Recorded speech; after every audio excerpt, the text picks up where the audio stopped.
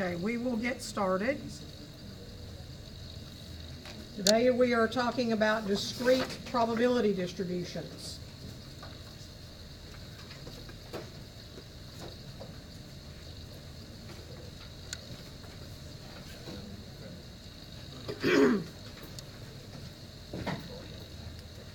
So to get started, we will first get some definitions out of the way. A random variable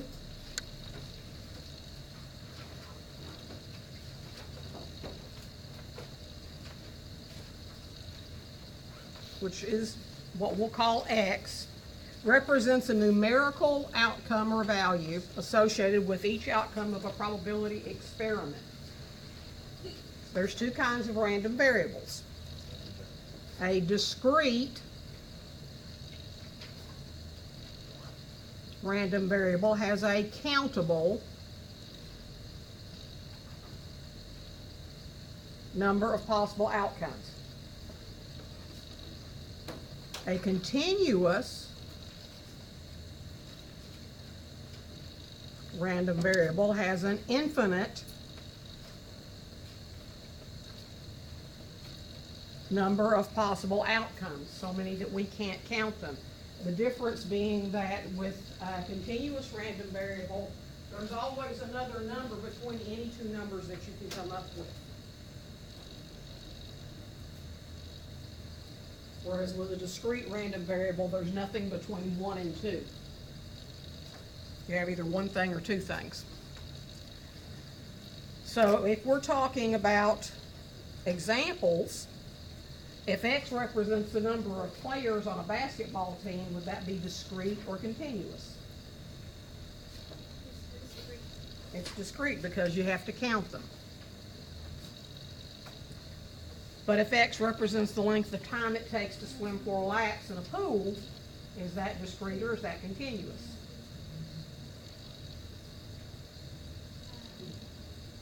How do you measure the time? Okay, so do you have to have something more than just your hands to count with? Okay, so that goes back to the same idea of discrete and continuous data that we had a long time ago. So that's also continuous. In this chapter, we're going to talk only about discrete random variables. We won't talk about continuous random variables until we get to chapter 6. One of the things that we need to learn about in discrete probability distributions is what their properties are. A discrete probability distribution lists each possible value of the random variable X. And since it's discrete, it'll be like 0, 1, 2, 3, 4, 5. Along with its probability, which we call P of X. That's not P times X, that's P of X. The probability of X taking on a certain value. The properties of that distribution, and there's only two, and they come from chapter 4. 0 is equal to or less than every probability in the table is equal to or less than 1. Probabilities can't be more than 1. They can't be less than 0. They can't be negative.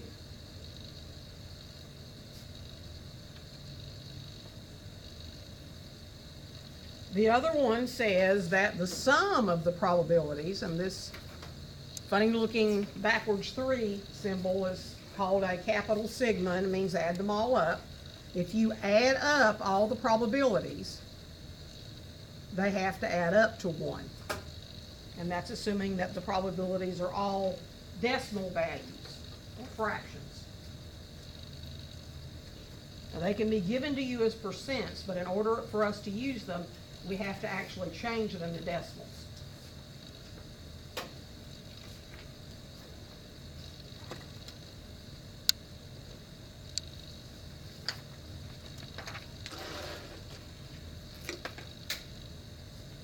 The mean or the expected value of a probability distribution, discrete or continuous, doesn't matter. The mean or the expected value is given a couple of different symbols. One of them is E of X, and that's called the expectation of X, or the expected value of X. or the expected value of the distribution. And it's also, we also use the symbol for the mean of a population, because a discrete probability distribution is actually a population. It isn't a sample.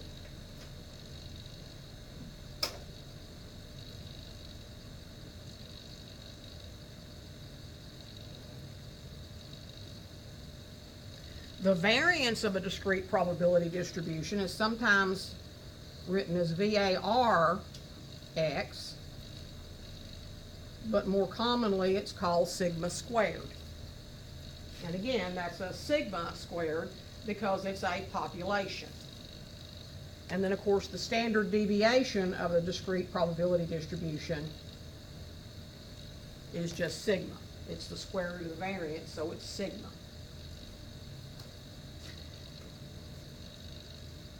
We can use formulas to find the mean, the variance, and standard deviation.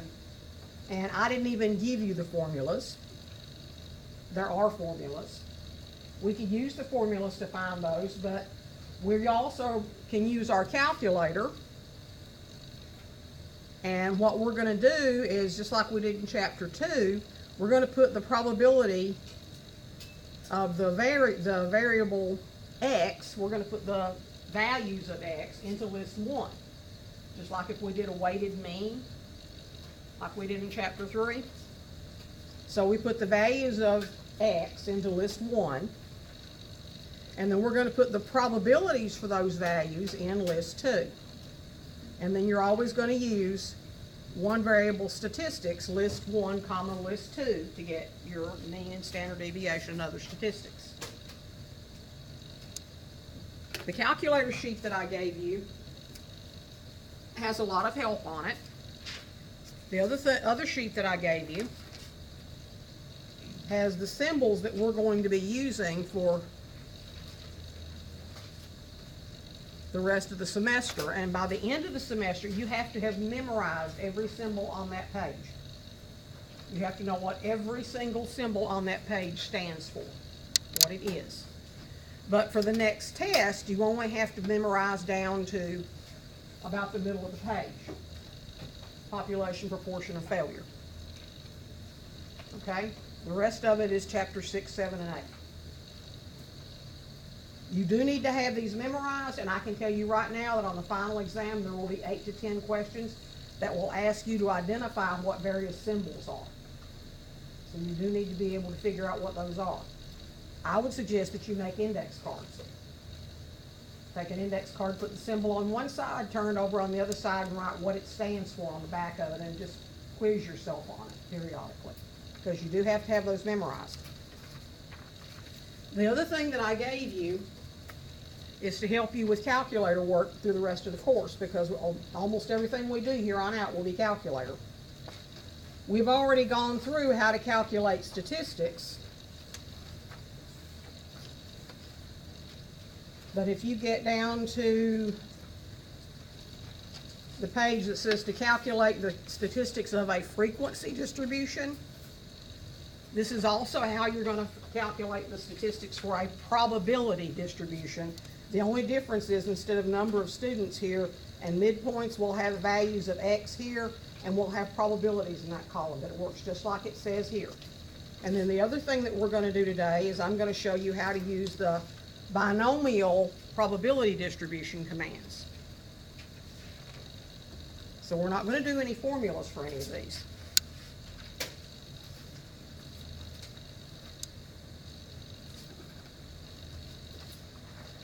So we'll start right in with an example.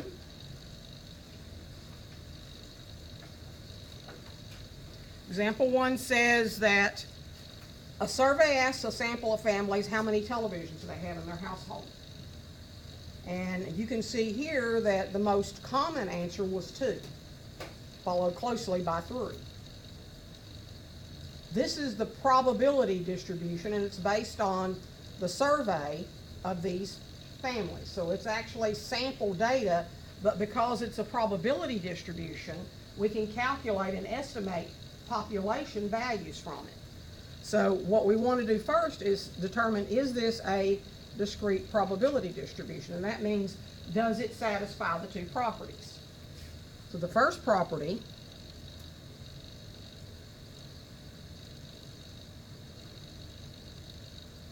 are all of your probabilities between 0 and 1. And they are. Okay, there are no negative ones. They're all 0 point something, so there are not any values that are greater than 1, so the answer is yes. The second one is, if you add up the probability column, does it equal 1? And the answer again is yes. If you add this up, it comes out to be exactly 1, which is what it should be. The expected value, which is the mean, is the predicted number of televisions for an average household. And the way that we'll find that is with the calculator.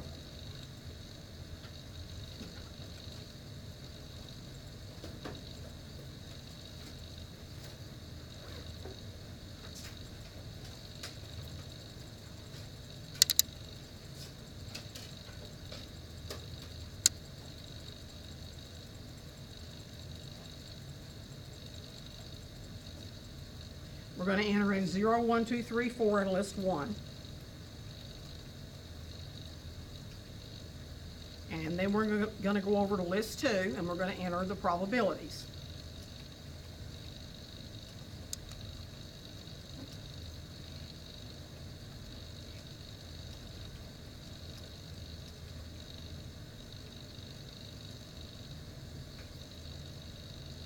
And we're going to do what we usually do. We're going to check and make sure we entered everything in correctly, that we didn't misenter any of the values. Then you press your Stat button and your right arrow over to the Calculate menu, and you choose the first option, one variable statistics, because there's only one random variable here, and that's X. The X values are in list 1. Put a comma in there, and then the probabilities are in list 2. So the expected value, or the predicted number of televisions for an average household,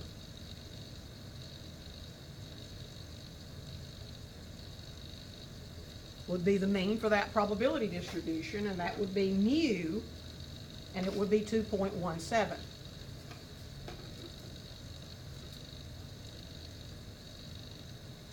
And you don't say that that's 2. You don't round it off to a whole number. You either keep it 2.17 or you round it to at least one decimal place. So it would also be all right to say that the expected value, or the predicted number of televisions,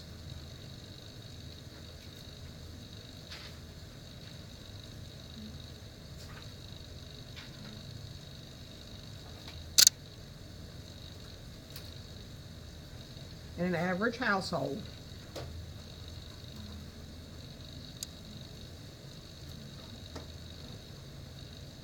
is 2.2, or is about 2.2.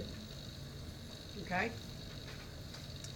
Notice that this didn't even give us a sample standard deviation. That's why we don't use the symbol X bar for the mean, because this is a population. Anytime your calculator sees probabilities in that second list, sees decimal numbers, it knows that's a population.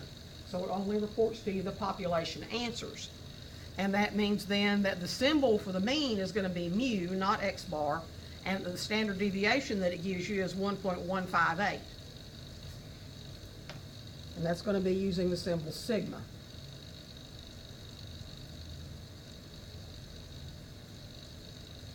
Now it's okay to round it off when you report it as being the standard deviation, but to find the variance,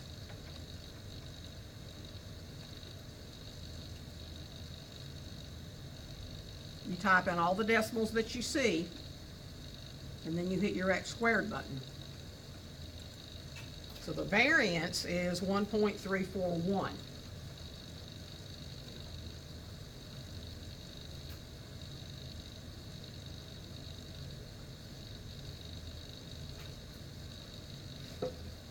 Any questions so far?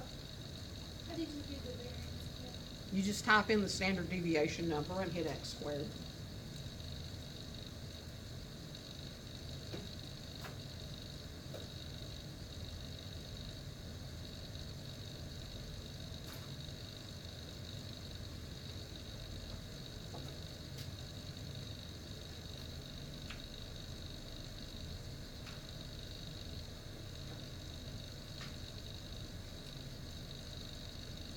Anybody else?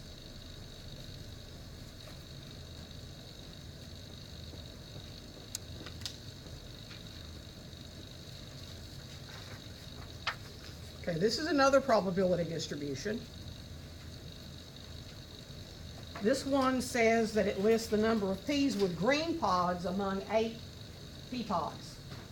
Somebody has been out in the pea patch and they've picked a handful of 8 peas, and this is the probability distribution for all the peas in the pea patch if you take them in handfuls of 8 at a time.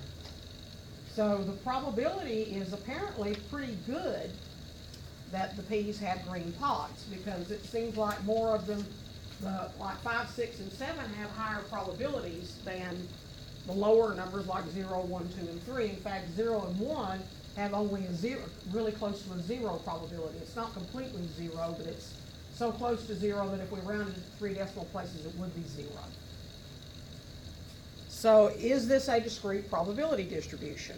Well, are these all between 0 and 1?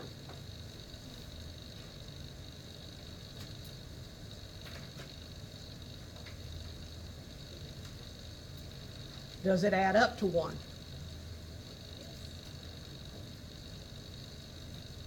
Okay, so then the answer is yes. Now I can tell you that's a test question, that you have to know that those two properties are met. The expected value is the mean. That's going to be mu. We're going to find the standard deviation, and then we're going to square it and find the variance.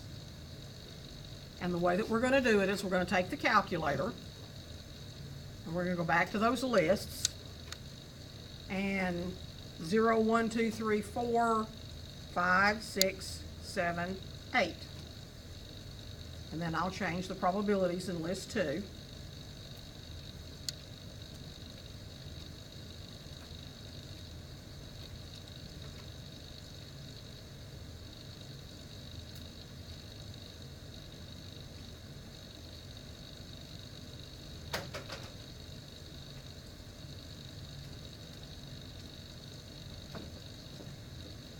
And then we'll do the same thing we did before.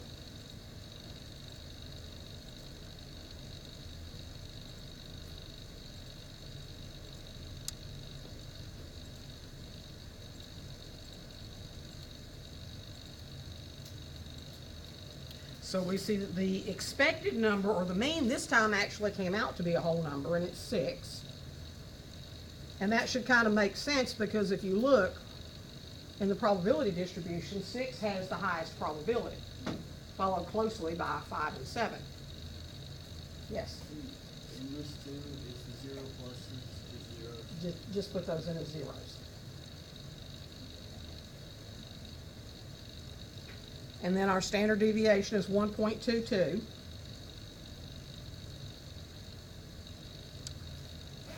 And to get the variance, we're going to square that number.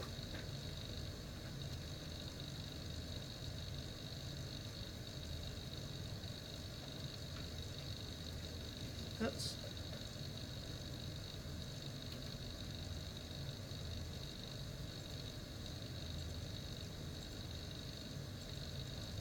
And get 1.494 when you round that off.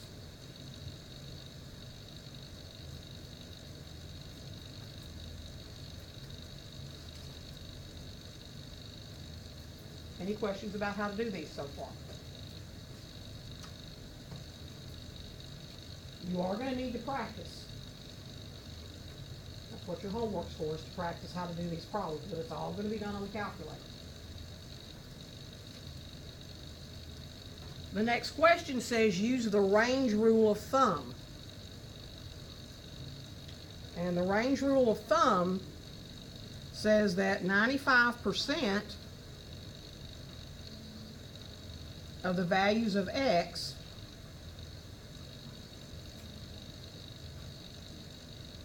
will be between the mean minus 2 standard deviations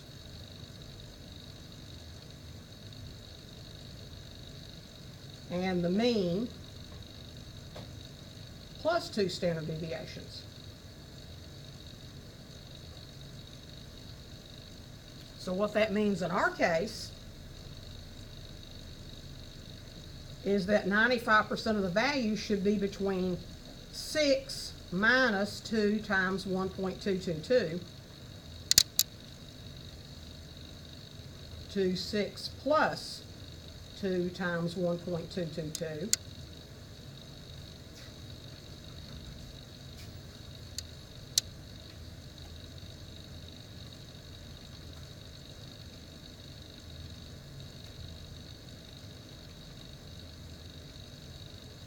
and that means that 95% of the value should be between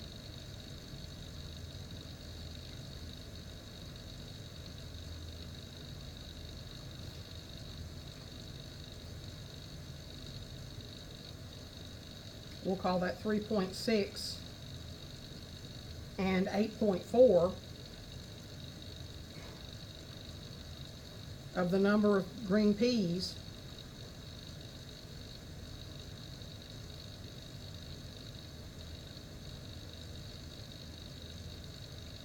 in a handful of 8.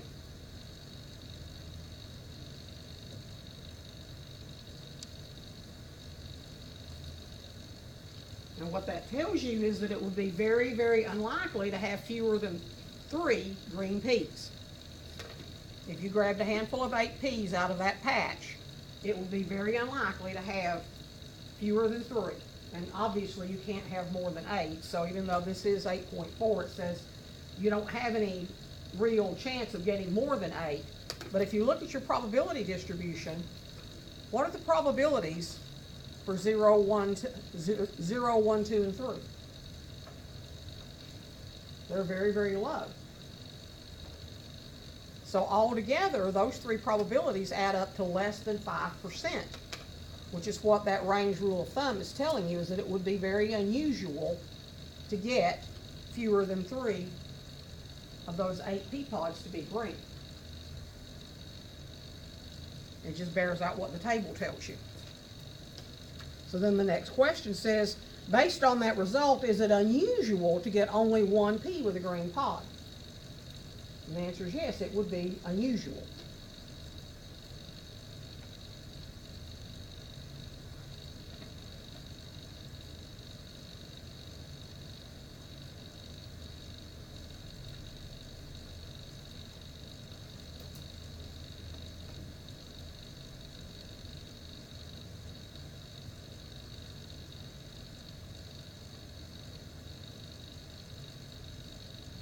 Things that are unusual have low probabilities.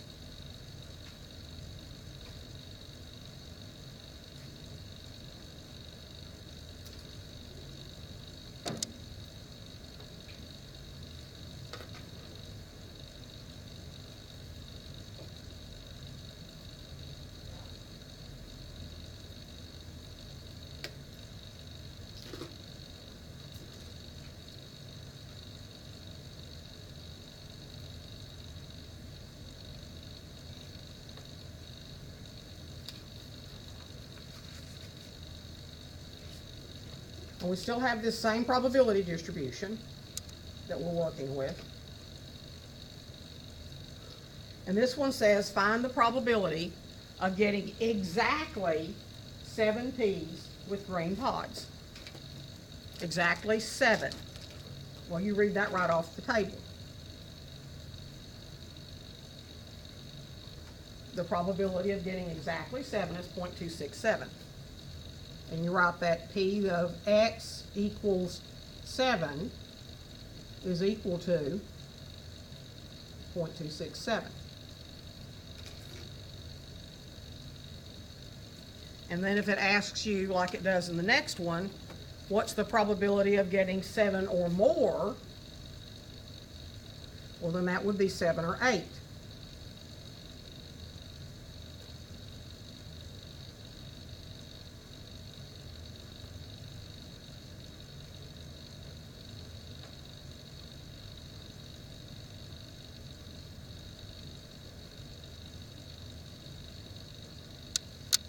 And we add because it's 7 or 8. And the probability of 7 is 0.267. And the probability of 8 is 0.100. So the probability of x being equal to or greater than 7 is equal to 0.367.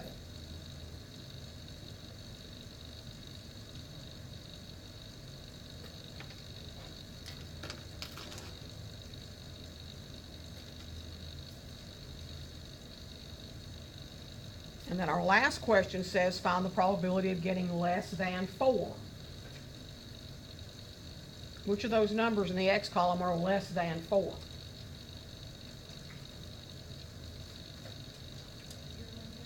0, 1, 2, and 3. 4 is not less than itself, so we don't include the 4.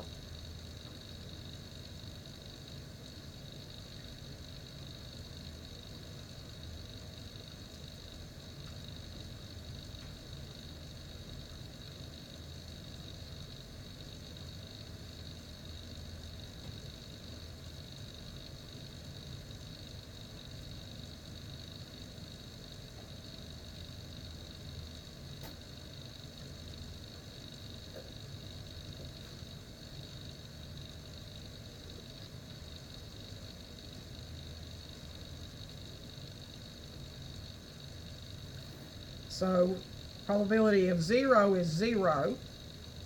Probability x equals 1 is 0. Probability x equals 2 is 0.004. And the probability x equals 3 is 0.023. So altogether, that's 0.027.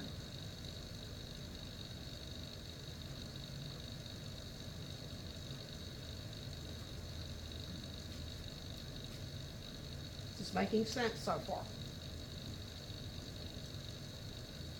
Do we have to write out like all of the P's and X's and all that, or can we just give you that answer? You have to write out, you have to be able to write out this step and and then tell me the answer. Okay? It will probably be helpful for you for the sake of partial credit if you actually show me this step, but you can leave this out. You can leave that other step in there out. I just put that in for explanation. Okay?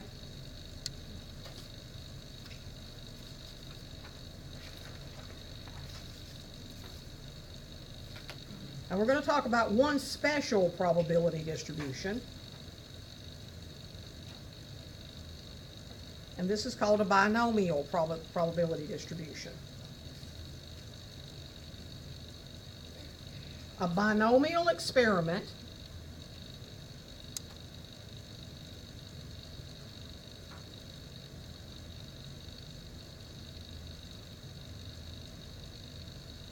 is a probability experiment that satisfies all of these conditions that I have listed here. There's 5 of them. Anytime I ask you if this is a binomial problem, you have to check and make sure all 5 of these conditions are met. The first one is that there's a fixed number of trials, which we call n, because it's a count. So it's an experiment that you have, basically you're going to repeat it n times. If I'm going to flip a coin 5 times, then n would be 5. And that would be a binomial experiment because my coin flips are independent.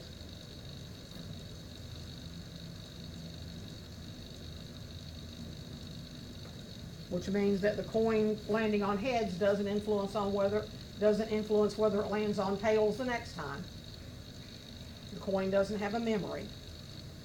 And they're repeated under identical conditions, so I can't flip it way up in the air and let it hit the table one time and then just drop it on the table the next time. I have to actually flip it the same way every time so that my conditions are identical. That's what makes it independent.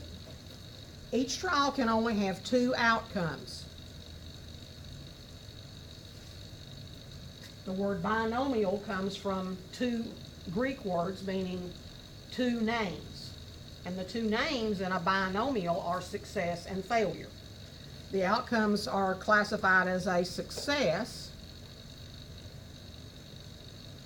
which we're going to call S, or as a failure, which we're going to call F.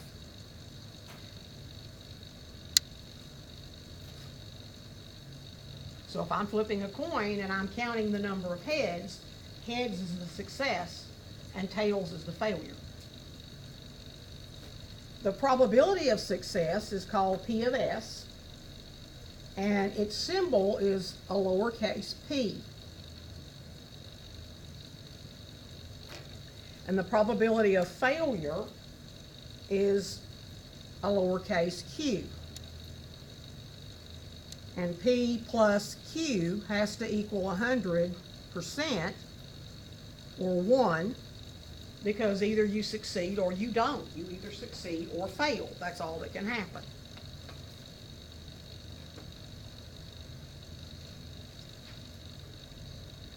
The random variable counts the number of successful trials. And the number of successful trials always starts at 0, because it is possible you don't have any successes. And it goes all the way up to and includes the value of n, the number of trials. The central problem in a binomial experiment is to find the probability of x successes out of n trials.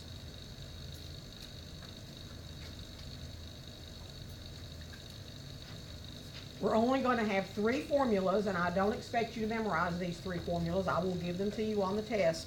These formulas are useful if all you need to know is the mean and standard deviation and variance of a binomial problem.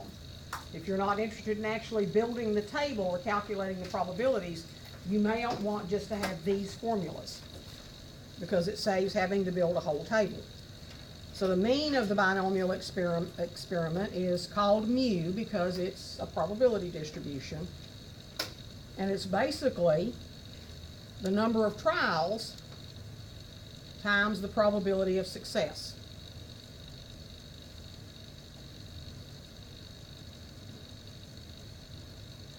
For example, if I flip a coin that's a fair coin 10 times, what do you think the probability of heads is? Okay, it's 1/2, 0.5. That's why we call it 50-50. 50% of the time you have heads and 50% of the time you have tails. Okay? So does it make sense then that 50% or 0.5 times 10, I should expect to get 5 heads if I flip the coin 10 times? Does that make sense? And that's all this says. Take the number of trials that you're doing and find if you have the probability that it's supposed to be a successful outcome, then this percentage of those outcomes should be what you expect to have happen.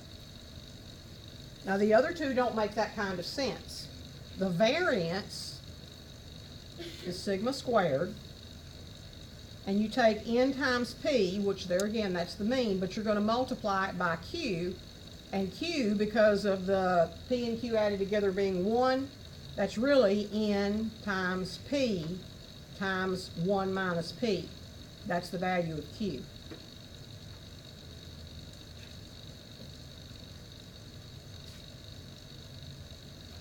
And since this is squared and the standard deviation is the square root of the variance, then your standard deviation, and I'll write it up here so I can get it all split up for you to see it more easily, is just going to be the square root of that previous expression.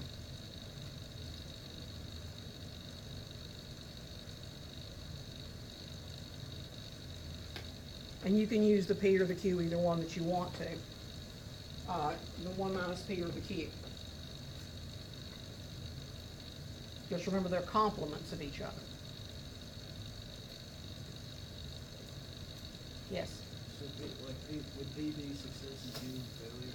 P is the probability of success and Q is the probability of failure. So if you have a 60% chance of succeeding in whatever it is that you're counting, then there would be a 40% chance you won't succeed, and that would be failure. Okay? So we'll look at an example.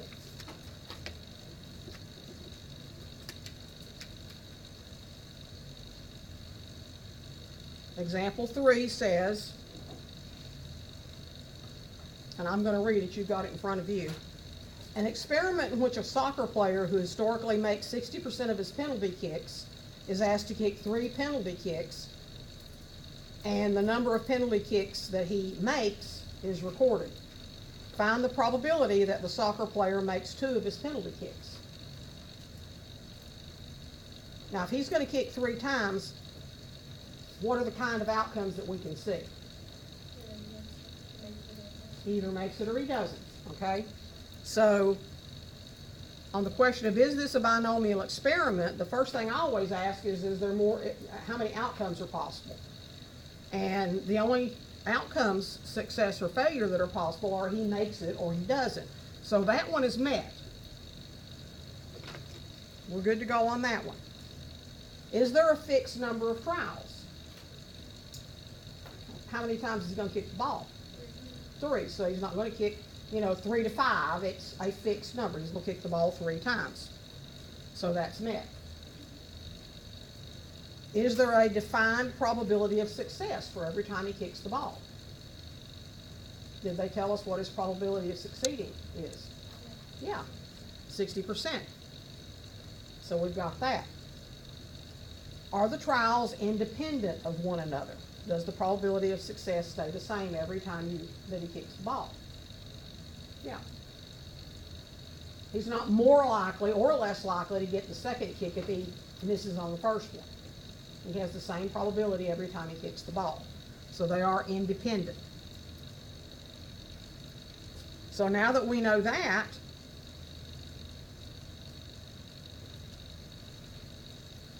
identify the number of trials.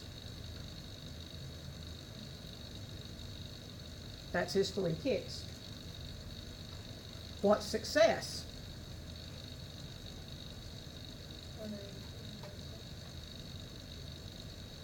He makes it or he scores.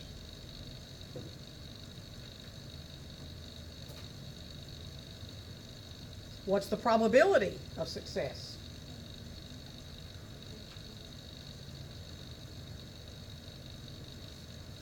How many successes are we interested in the question? He says that what's the probability he makes 2 of his penalty kicks? So X is equal to 2.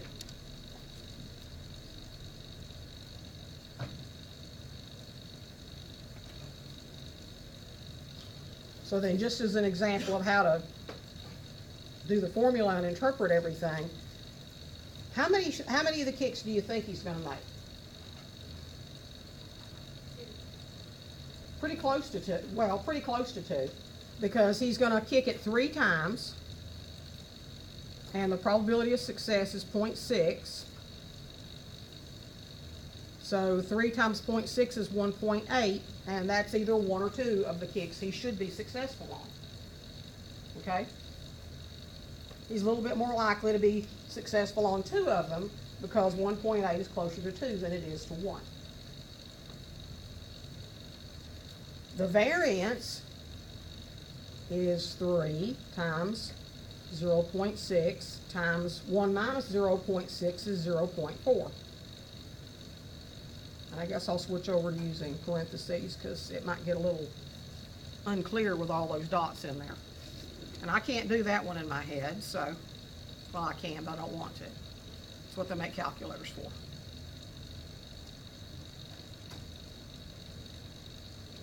So that's going to be 0.72.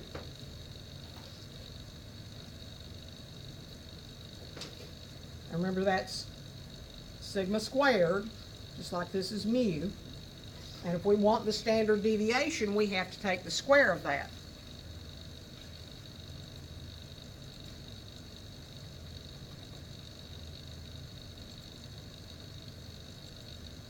So the standard deviation is going to be 0.8485.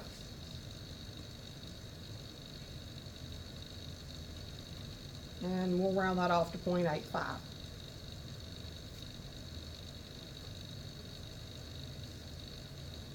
Okay? Remember back at the beginning of class I told you that if you could add, subtract, multiply, and divide, that you already, and take square roots, you already knew all the math you needed to know? This is as much math as you need to know. Okay, the calculator's going to do all the rest of it for you.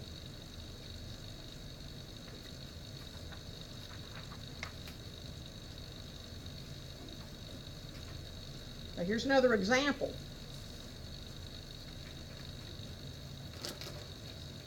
Probability experiment in which 3 cards are drawn from a deck without replacement, and the number of aces is going to be recorded. Is this a binomial experiment? Is there a fixed number of trials? Yes. How many cards are we going to draw?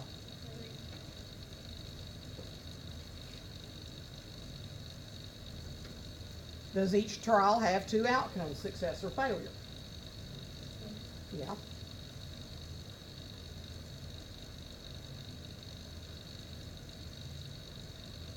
So the answer to that's yes. Is the probability of success defined for every trial? Well, let's see. On the first draw, we have 52 cards in the deck, and 4 of those cards is aces.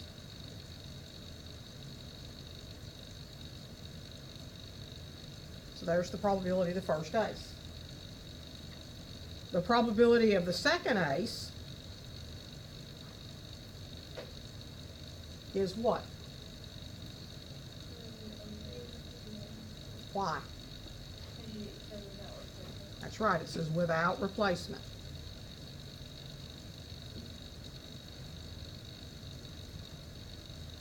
And that means then that the probability of the third ace is going to be 2 out of 50. So is it defined? Yes. But then there, remember I said it has to satisfy every property. Does the probability of success stay the same every trial? No. And the reason it's not independent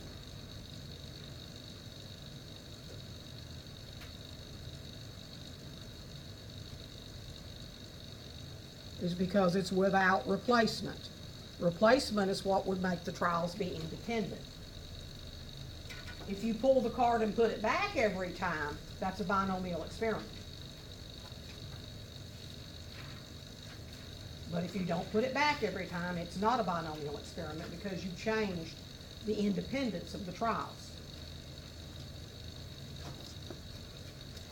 So for that reason, the answer to the question, even though it was yes all the way down, the answer to the question, is this a binomial experiment? No. It does not meet the fourth condition.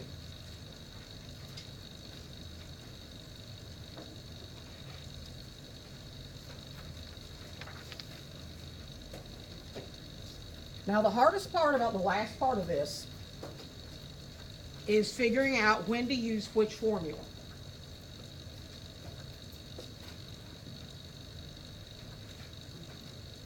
So we're going to have to think carefully about the wording. Once we figured out when to use which version of the formula, it's easy to do. But the hard part is looking at what they ask us and figuring out which part of the formula to use. There's 2 formulas on the calculator. One of them is binomial PDF, and the other one is binomial CDF. And it calculates binomial probabilities as long as we know what the values of n and p and x are. As long as we can read the problem and pick out those 3 things, the calculator will calculate the probabilities for us. But we need to know the difference between those 2 formulas. We're going to use binomial PDF.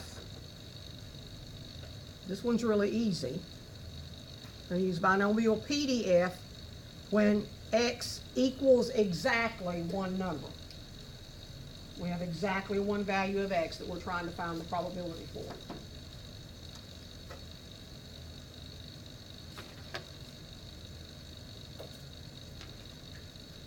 We're going to use binomial CDF when we want to find the probability that x is less than or equal to a given number. And that's always going to be expressed as P is less than or P of X is less than or equal to some stated value. Okay? The last one is we're going to use 1 minus binomial CDF because we're playing on the fact that the total of all the probabilities is 1. And if what we want to know is the probability X is greater than or equal to something, then we're going to have to find 1 minus the probability that it's less than or equal whatever's on the other side. And that's because these two are complements of one another.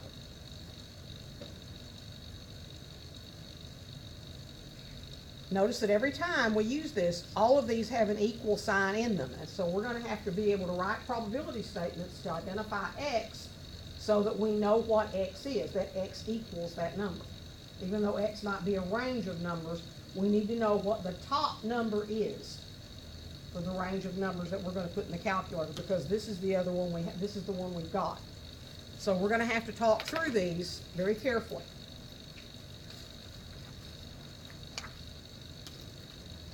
We're going to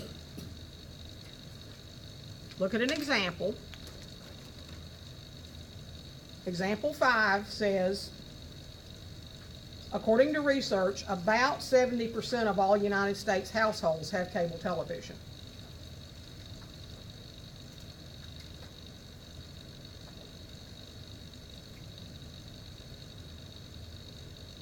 That's going to be important.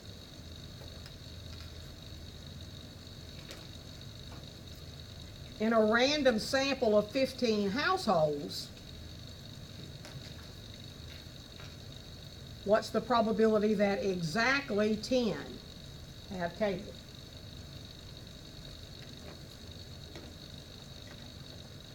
So this does, I'll verify for you, it has all the earmarks of the binomial problem. Either the household has cable or it doesn't. So when we're talking about success, success is has cable, the way this is worded. And the probability of success is 70%, but we have to have that as a decimal, so we're going to call that 0.7. Since we have a random sample of 15 households, our number of trials is 15. And this one says X is equal to exactly one number, and that's 10.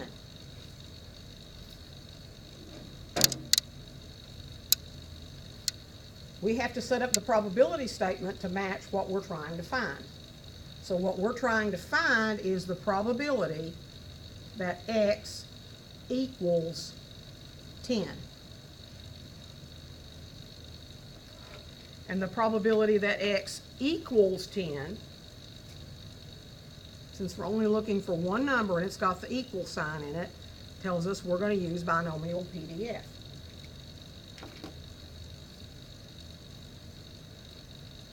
So what we're going to do is we're going to wind up with a command that looks like this. The way the binomial formula works, it's B-I-N-O-M, and they don't actually spell out the I-A-L, it's B-I-N-O-M, PDF on the calculator. And the values that you have to put in are N and P and X. And there have to be commas between all three of those variables. So when we put this in, I'm going to write it for you first. Then we're going to use the calculator to find it.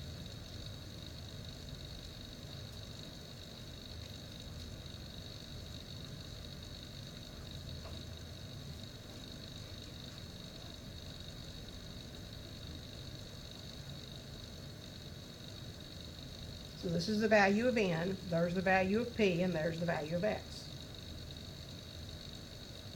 Now this is how you find the formula.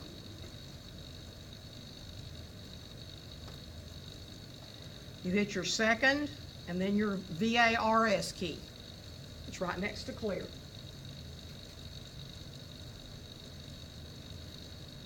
That brings you to something called a distribution menu.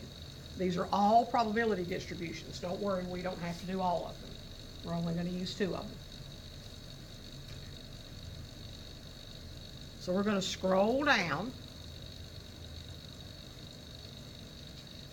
until we find Binomial PDF. Now right below that is Binomial CDF when we need it. But right now we want Binomial PDF. So we hit enter once we put the cursor on it.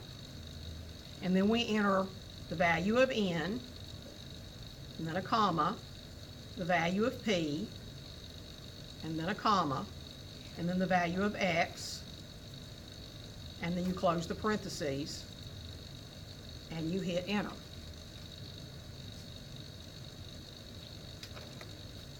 And since it says round the answer to 3 decimal places,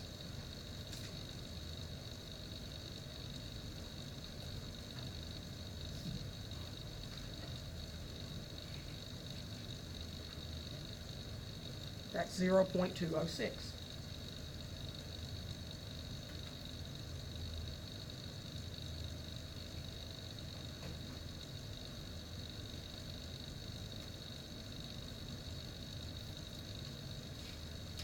Okay? If you're following along, did you get what I get? You're going to have to practice these now, so be sure and try to follow along. Okay, B is the same setup. In a random sample of 15 households, what is the probability that fewer than 13 have cable? N is still 15. Success still has cable. And probability of success is still 0.7. In a sample of 15, fewer than 13. When we're counting those houses, do we start at 13 and go down? Do we start at 13 and go up? 13 and down, okay? So if we're going 13 and down, we know that that's going to be a less than. This says fewer than 13. So what that actually says is probability X is less than 13. But that's not the way we can put it in the calculator. Because remember, the calculator has to have equal to or less than. Okay? What are the actual values that are less than 13? That's right. The last value is not 13. It's actually 12. So rather than use this expression,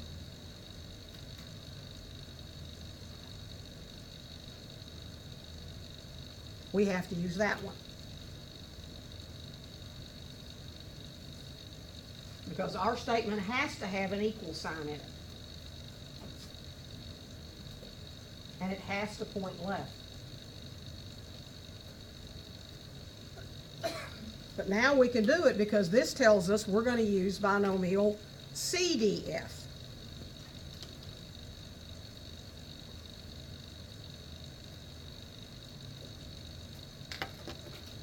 And the statement is going to say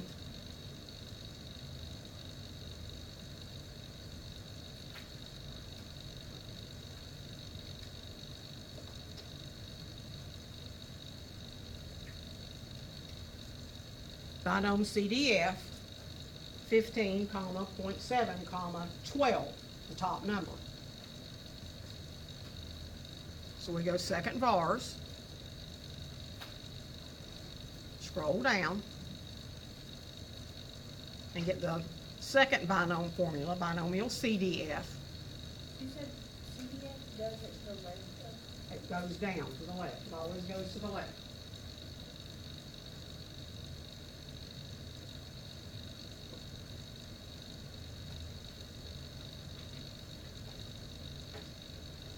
And then we're going to enter in the same thing we did before, the same 3 numbers, N, P, and X.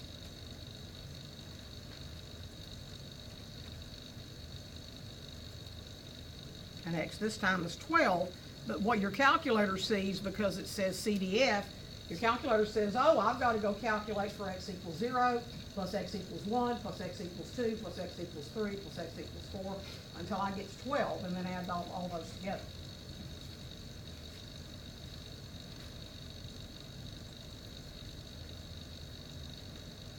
And that's why it comes up with a large probability.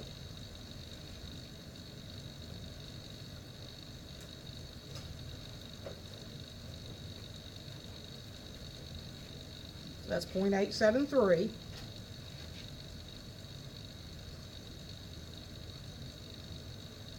And even though that's the probability that x is equal to or less than 12, that's the same thing as saying the probability that x is less than 13. Okay?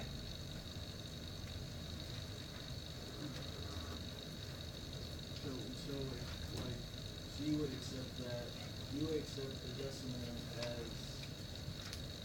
I don't know how to say it. If we wrote x is less than 13, would you accept that decimal, even though we got it with the CDF? Yes. But what I would want you to do so that I know how you're doing it is if you're going to do this, tell me this is equal to this, and then write out that thing that you put in your calculator, and then tell me the answer. I always want to see this part, because if I can see this, I can usually figure out if you didn't do it right, what you're doing wrong, so that I can help you with it. Okay? So always write out your work.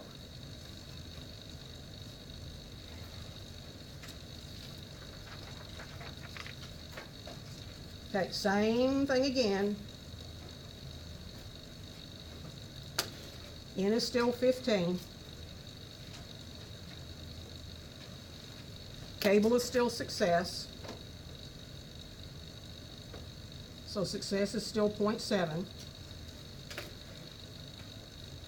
What is the probability that at least 8?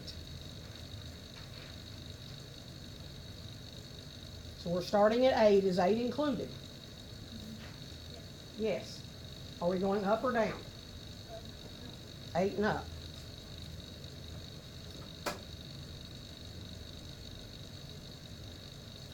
So that's the probability that x is equal to or greater than 8. But in order to do this problem, I can't use binomial CDF with a greater than sign. So what is the complement of x is equal to or greater than 8?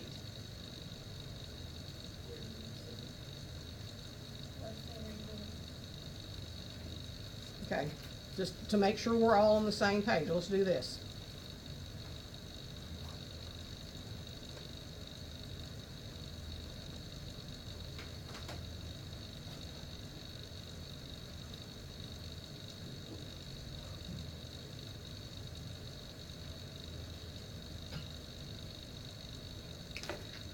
Okay, the probability that we actually want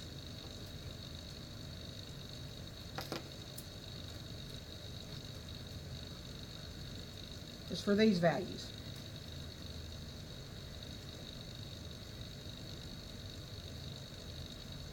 That's what we want. The probability we can calculate, on the other hand, is only for these values.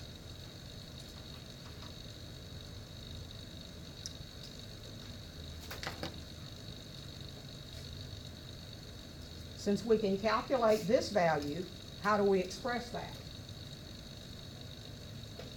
Less than or equal to 7.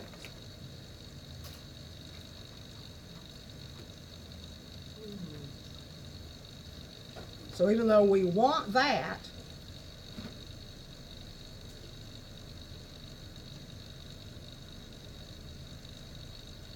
we have to write it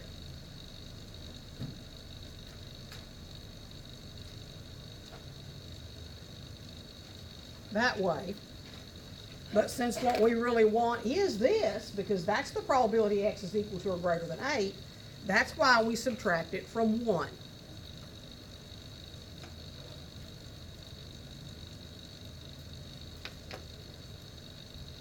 So that's why we're using this option. When the arrow on your probability points to the right, you have to use 1 minus the equivalent statement with the arrow pointing to the left. Now that's going to be the hardest thing to get straight in your head, is when do I use what? If you have to use highlighters and write numbers and draw pictures.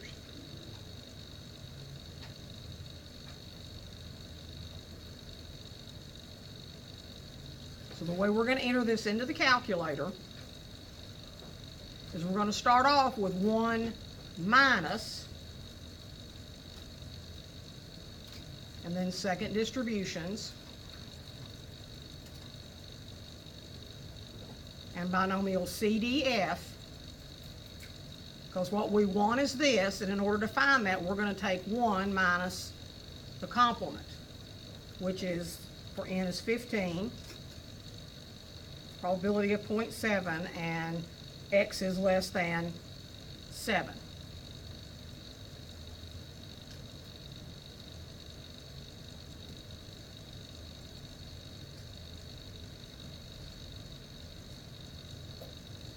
And then we round the decimal place.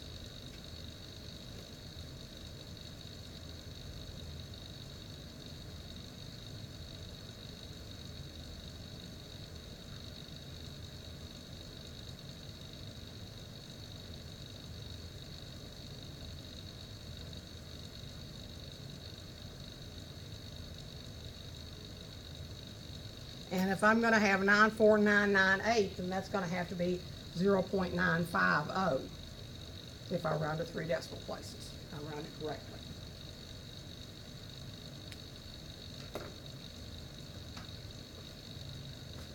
So remember, the tricky part is when you're going up.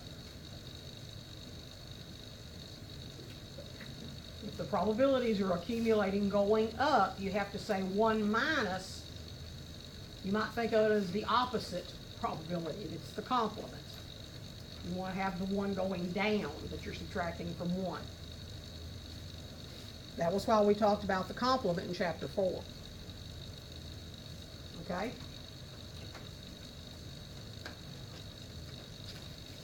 Now that gives you an example of every kind of probability you can do except 1.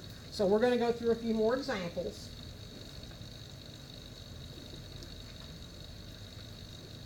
And then on the last one that we're going to do, I'm not going to go through the whole example. What I'm going to do on the last one is we're going to go through and we're going to work together on how to figure out how to put it in the calculator, trying to identify which one of the formulas to use.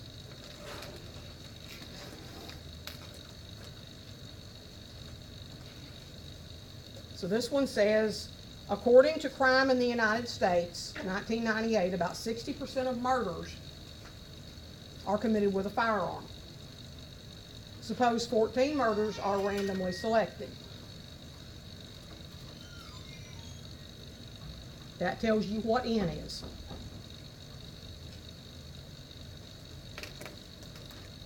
Success in this case is the murder was committed with a firearm. And the probability of success, according to what they said, is 0.6.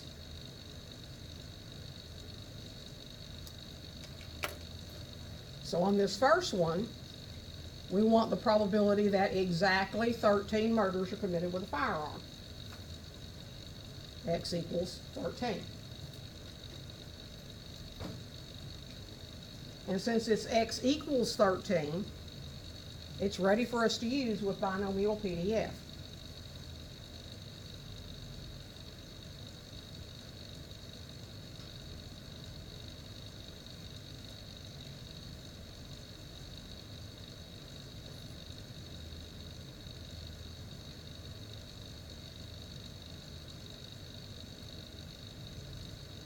Now you do the calculation and tell me what you get. Check with the person next to you before you tell me.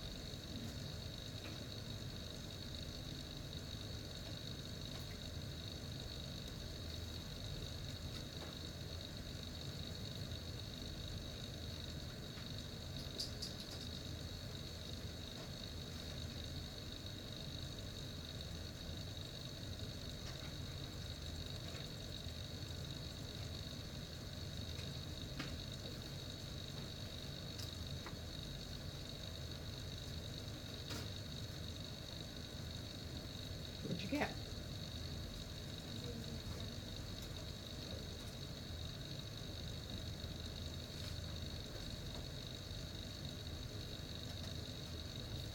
That's what I got too.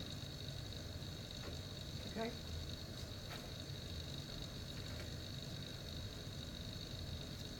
I want to see all of that. Okay? On a test, I want to see all of that.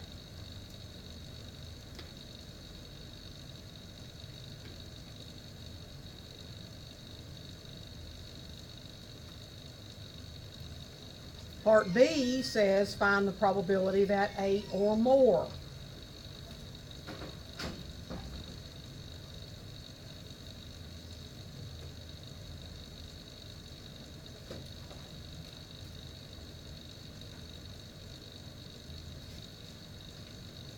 X goes from 8 up to 14.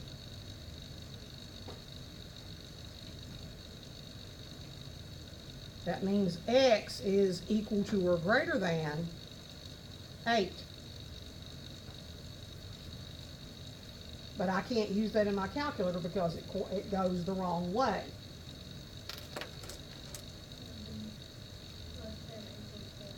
That's right.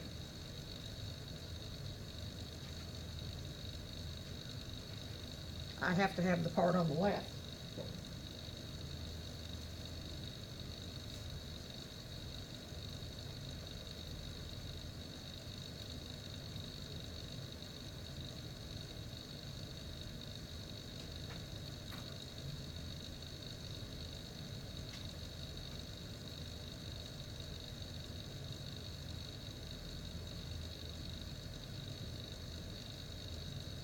And then I have to subtract it from 1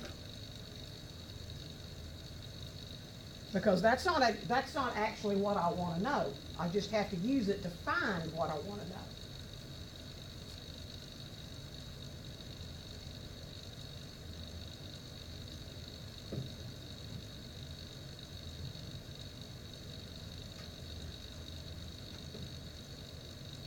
So the probability X equals 8 is actually 1 minus the probability that X is equal to or less than 7.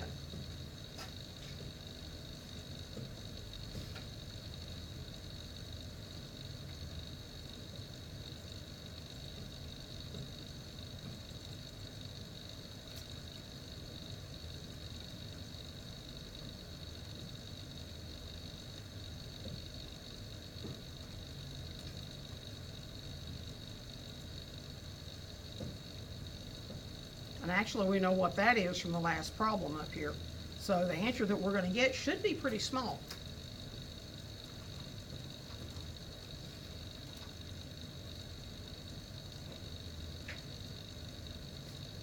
It's definitely not in the 90%.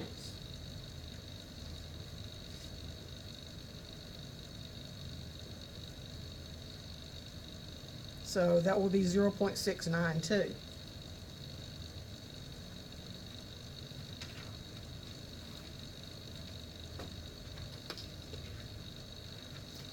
Now, is this making sense? This is usually the challenging part. The binomial, especially with the CDF, is usually challenging for students. That doesn't mean you can't do it. You can do it.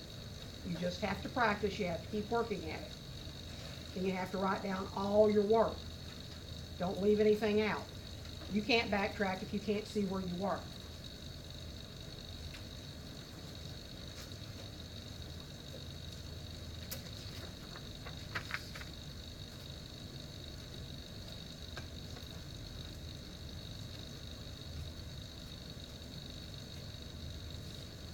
Now, I'm going to skip over a couple of these because the wording, I think, is more important than actually doing the calculator. I think you've got the calculator actually plugging it in now figured out. You have to be able to write down what you're going to put in the calculator. That's the part I think you're going to have trouble with. So that's what we want to practice. So the next question says find the probability, and we're still with N is 14 and P is 0.7 because it's with a firearm. Find the probability that 4 or fewer. What is X?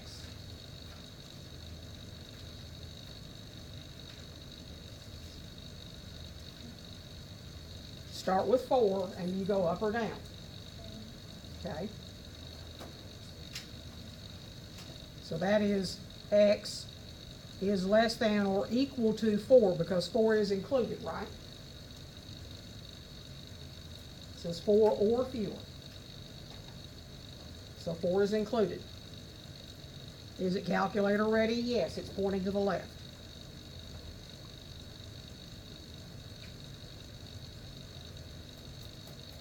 It's binomial CDF.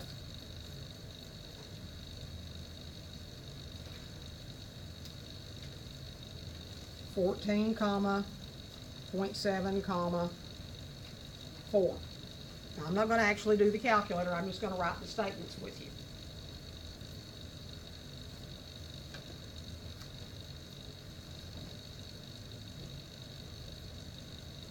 This one I will actually work it out with you on the calculator.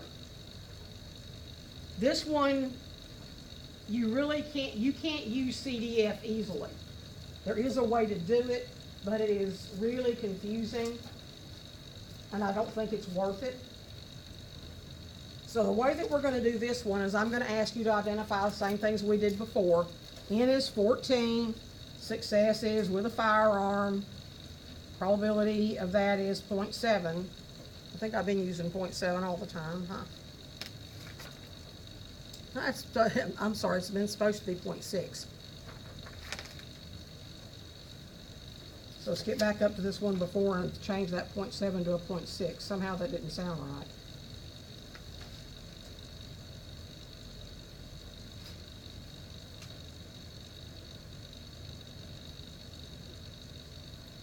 This says between 10 and 12. What are the numbers? 10, 11, and 12.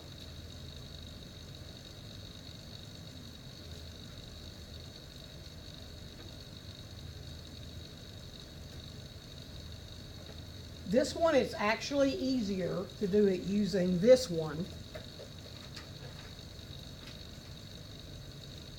And just simply take into account that the probability that x is between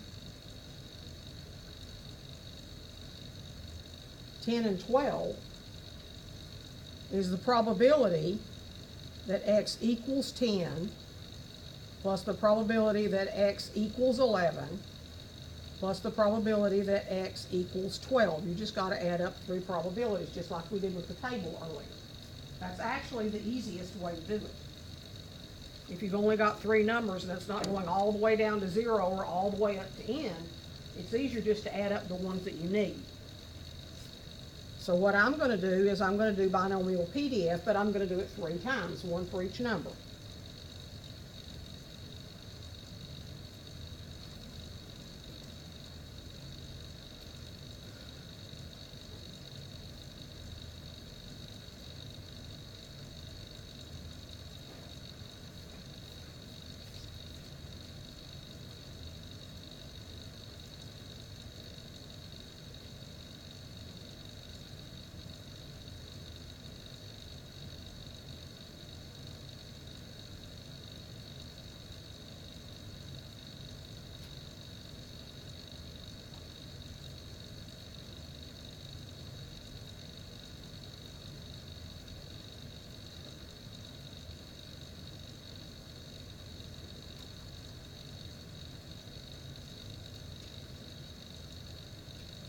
And even though it's kind of long, it's still not hard to type into your calculator.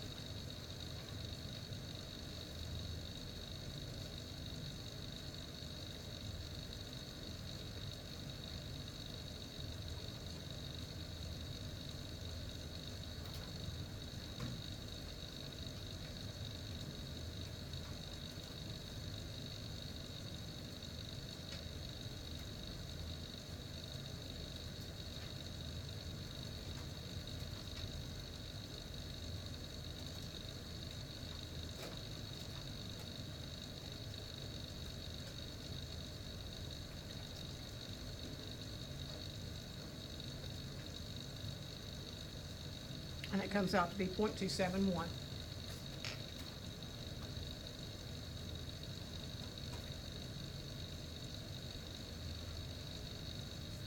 So if you've got one where it's between some numbers, as long as there's not more than 3 or 4 numbers, this is the easiest way to do it. And I promise I'm not going to ask you to do one where you're going to have to add up 15 numbers that way. Not on a test. That would just be cruel and inhuman. It'd be more like 3 numbers. Okay?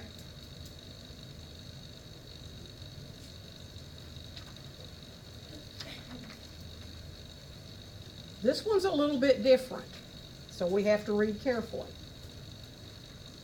Find the probability that exactly 10 murders are not committed with a firearm. Now, we still have 14 trials.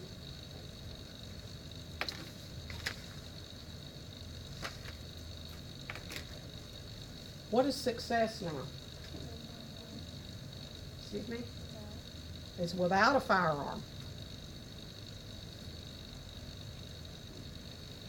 So then what's P?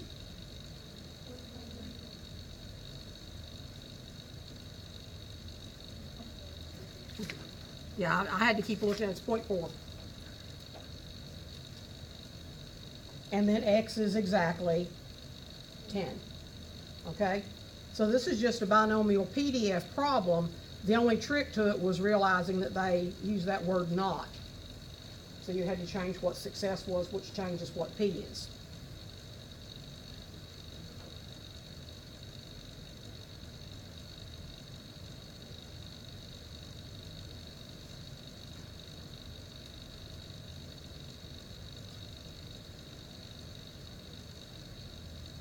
And I'm not going to actually calculate the probability. I'm just going to write the statement for you because that was the important part.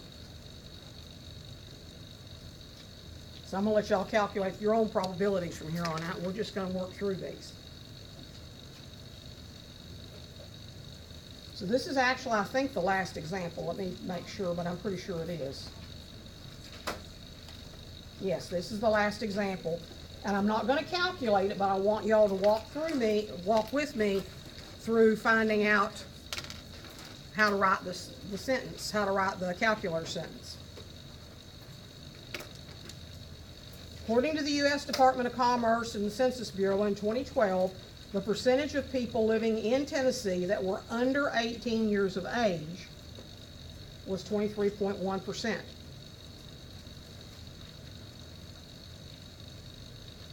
We take a sample of 52 people living in Kingsport. What that just told us was that N is equal to 52. And if success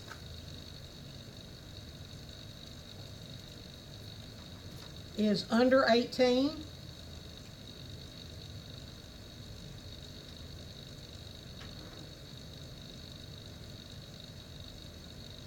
then P is going to be 0.231.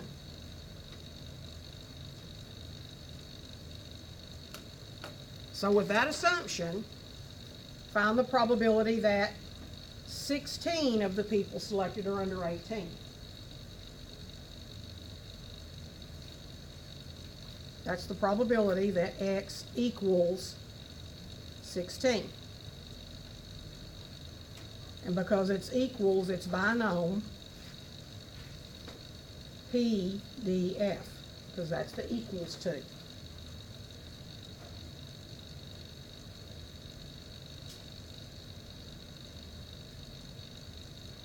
So there's your statement.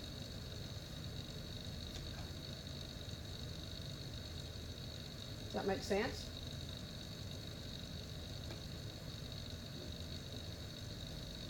Okay, the next one has the same values of N and P. It says find the probability that less than 8.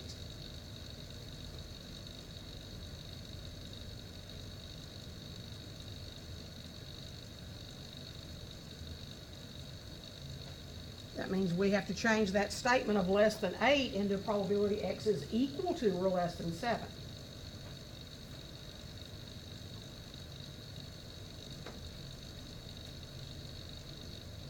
This is going to be binomial CDF.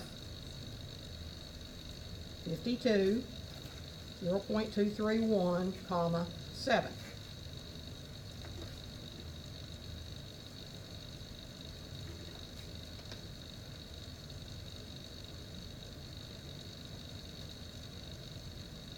Fourteen or fewer are under 18.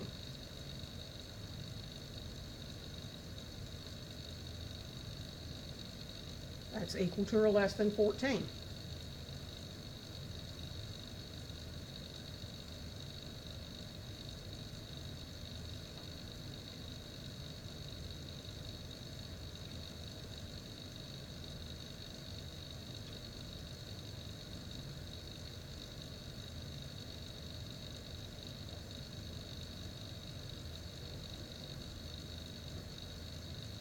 And then the last one on that page, at part D, is more than 25 are under 18.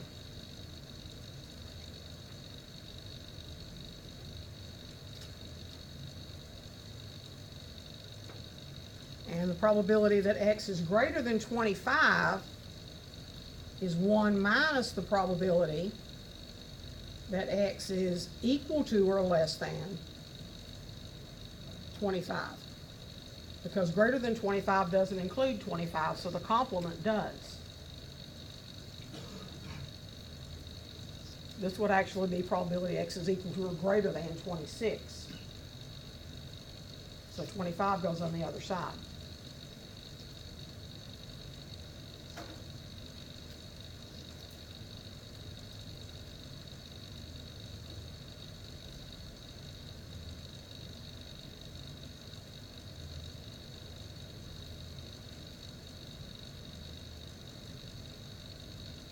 And that one, you have to do 1 minus because the arrow's not saying less than.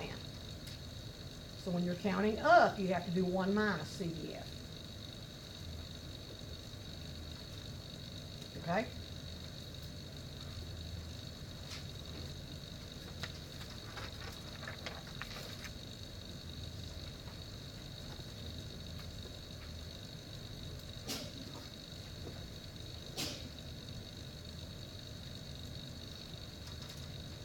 Find the probability that 18 or more.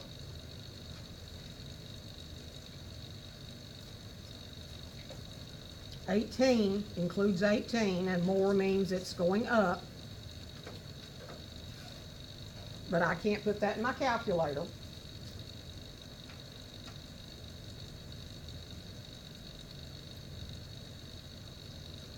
So I have to go 17 down.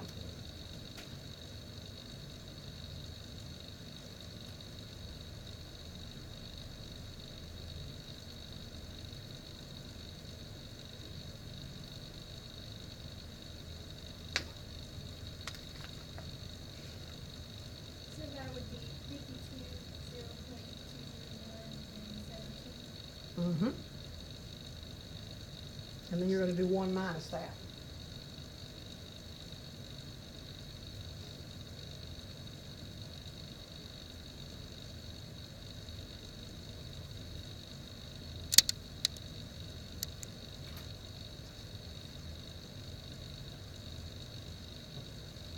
And then at most 6. 6 or fewer. So 6 is at the top.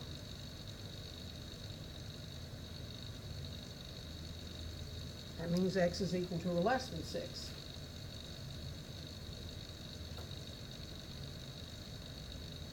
So it's pointing left, and we just use binomial CDF then.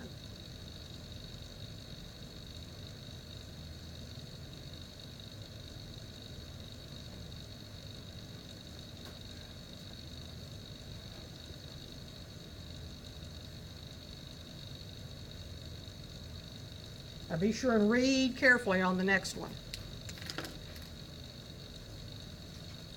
Probability that less than 32 of the people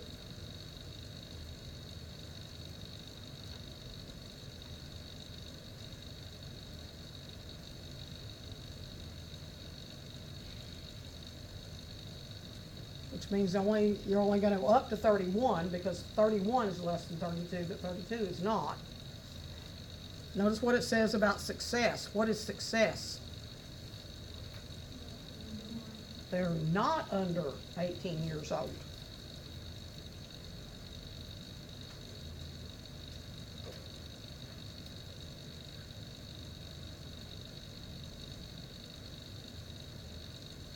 So it's still 52, but your probability now is going to be 1 minus 0.231. And you don't even have to subtract that out ahead of time if you don't want to. You can type that one in your calculator exactly that way.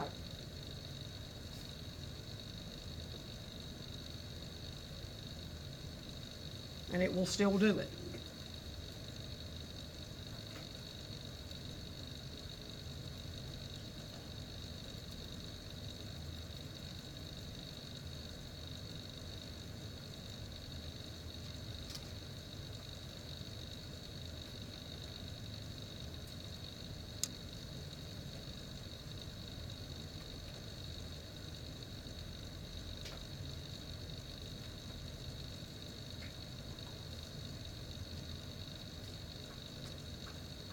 Okay? It doesn't care if you subtract it out in advance. It does arithmetic really well.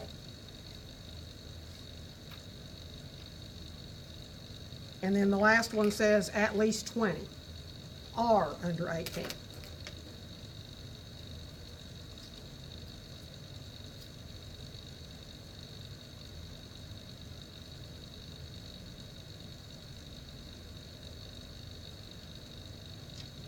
And since that one's going up, you have to do 1 minus the other end, which is going down.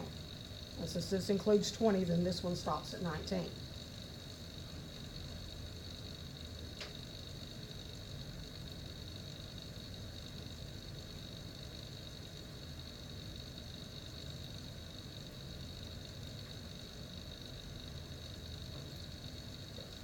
And that's all of them.